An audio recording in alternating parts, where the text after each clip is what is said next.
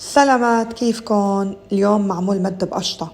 رح تفيد تكون كتير بشهر رمضان، كتير طيبة، خفيفة، مستوية، بتفرفت، مش ملبدة.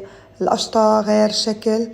وشوفوا اللون، شوفوا القوام، شوفوا السماكة العجينة قديش رفيعة، وأنا هيك بحبها. بحب كمية القشطة تكون أكتر من العجينة مثل ما شايفين. كتير طيب. المقادير هي كتير بسيطة وسهلة. عنا كوب من سميد الخشنة 250 جرام، وعنا كوب من الفرخة أو سميدة ناعمة ناعمة كمان 250 جرام. نفس المقدار السميد الخشنة والفرخة. بضيف عليهم رشة ملح اللي هي ربع ملعقة صغيرة، وعنا نص كوب من السكر. بتضيفوا نص كوب من السكر، أنجأ يعطي حلاوة. طلعت حلاوتها خفيفة. إذا بتحبوا تضيفوا شوية أكتر عن النص كوب بيمشي الحال، ما تخافوا، ما بتطلع مطعمة سكر كتير يعني. اليوم جربت فيها الزبدة، حطيت 3/4 كوب، هو تقريبا 200 جرام. بالعادة بعملها بسمن، اليوم حبيت جرب الزبدة وصراحة النتيجة منيحة، عجبتني. كأنه لأني حاطة مكون زبدة. بالنسبة للزبدة بحرارة الغرفة بحطها وبعجنها بإيدي ليصير قوامها هيك مفرفطة فرفطة. برجع بحط نص ملعقة صغيرة من المحلب، ونص ملعقة صغيرة من الخميرة، ونص ملعقة صغيرة من الصودا اللي هي الكربونة. حطهم وبضيفهم فوق السميدة والزبدة، بحركهم منيح. بيبقى عنا السوائل اللي هو نص كوب من الحليب، حط عليه ماء الورد وماء الزهر، ملعقة كبيرة بملعقة كبيرة. ماشي. بضيفهم.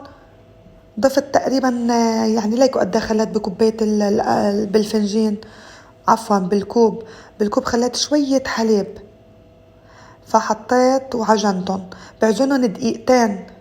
طولوا بالكم مش تقولوا خربت وما زبطاتش، لا، بتعجنوها دقيقتين وبيمشي الحال، بتمسك حالها بترجع العجينة.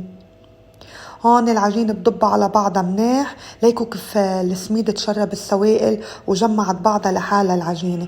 لازم نخمرها ساعة على الأقل. ليه؟ لأنه فيها خميرة. أي عجينة فيها مكون تخمير لازم تتخمر، وهيدي حاطين فيها خميرة بنخمرها ساعة. بعد ما مرق معنا الساعة هيدا شكلها وشدت.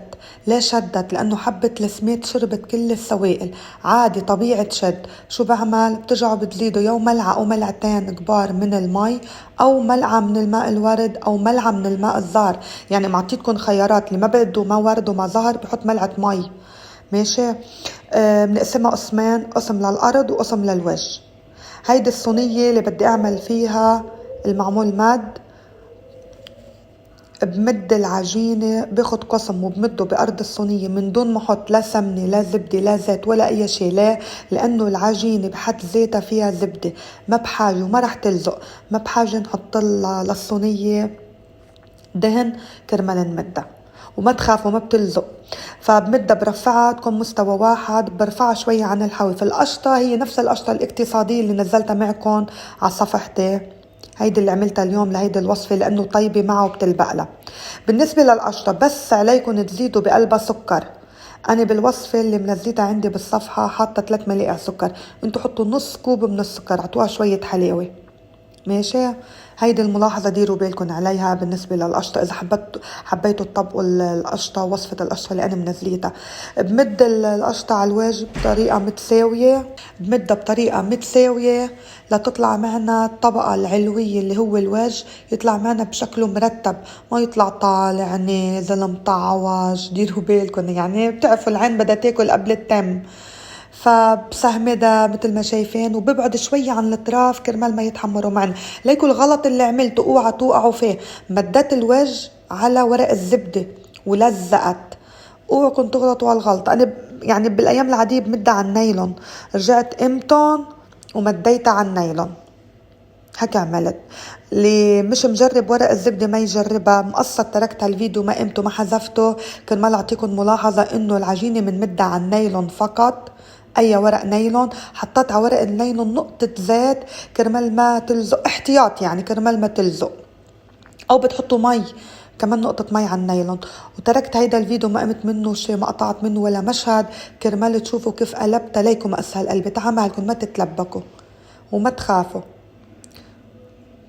بقلبها شوي شوي. الحواف اللي طالعة على جناب الصينية كتير بقصن بالسكينة ومنرتب شكلها بإيدنا وبالسكينة شوي شوي. هلأ بتشوف مثل ما عم بعمل شوي شوي. هودي العالين كتير بقيمون لحتى يطلع شكلها مرتب، بس كرمال ننسق شكلها يا جماعة. وبصير الحواف اللي طالعة لفوق بالسكينة شوي شوي نزلهم مثل ما شايفين. كتير طيبة، كتير طلعت طيبة. هون بين عندي شوية قشطة، جبت شقفة عجينة ورقعتها، وبرجع بحط على ايدي شوية مي، ومحل ما بنحط العجينة لنرقع بتسهمدوا بايدكم بالمي بيطلع شكل كتير مرتب. ما تخافوا. هلا هون بالسكينة بشرحها ليه؟ كرمال ما تنفخ معنا بالفرن وتظهر القشطة وتعمل بقبقة. هون مشرحها لتاخد تنفيس العجينة، بس تشريحة، ما منفوت السكينة على قلبها، بس من فوق لفوق. هيدا شكلها النهائي. منفوتها على الفرن على حرارة 200، بدها تقريبا من 30 ل 35 دقيقة. أنا حرار الفرن عندي حامي كتير، حطيتها 180. أخذت معي تقريبا كمان 30 دقيقة، وحمرتها زيادة لأني هيك بحبها. بعد ما ظهرتها من الفرن هي وسخنة بحط على وجهها القطر، وبالريشة بدهنها شوي شوي على مهلنا. هيدا القطر طريقته موجودة بصفحتي، نفس القطر اللي حطيته بالصفحة هيدا هو اللي حطت منه على الوجه.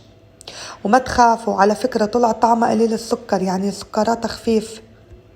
يعني هيدي قد بدك تقريبا قطر نص كوب، حطيت تقريبا نص كوب من القطر، وضل بدها قطر صراحة، مع اني حاطة سكر بالعجينة. كرمال هيك كرمال هيك اذا بتحبوا حلاوتها فيكن تزيدوا كمية السكر بالعجنة.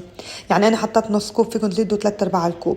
وهيدا شكلها النهائي لاني بدي اياها قطرة زيادة، يعني يكون سكرها زايد. رجعت زدت بصحنة. في عالم ما بتحب القطر، وهيدا ذوق شخصي مثل ما انتم بتحبوا. جربوها واعطوني رأيكم فيها. كتير طيبة، خفيفة، ناجحة، لون ولا أروع. وبتمنى منكم بس لايك وشير وحركة الاكسبلور، وتعملوا لي إعادة نشر الفيديو لو سمحتوا.